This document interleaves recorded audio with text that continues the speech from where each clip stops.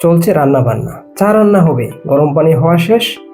এখন এই পানিতে যা যা দেওয়া হচ্ছে সিরিয়ালি বলে দেই। লং দেওয়া হচ্ছে, গোলমরিচ দেওয়া হচ্ছে, তুলসী পাতা দেওয়া হচ্ছে, দারুচিনি দেওয়া হচ্ছে, এলাচ ছেঁচে ছেঁচে দেওয়া হচ্ছে, আদা পাতা দেওয়া হচ্ছে। আরেকটা জিনিস বাকি আছে, বলেন তো কি? এইটা পানিটা যখন দারুণ, বলার আগে তো ফ্লেভার পাচ্ছি, অসাধারণ একটা ফ্লেভার আসতেছে। ও, এবার কিছুক্ষণ ফুটবে, তারপরে কি দেওয়া হবে জানি, কি দেওয়া হবে? চা পাতা। ইয়েস, চা পাতা দেওয়া হবে কিছুক্ষণের ভিতরেই। চেয়ে চেয়ে দেখেন, ওয়াও!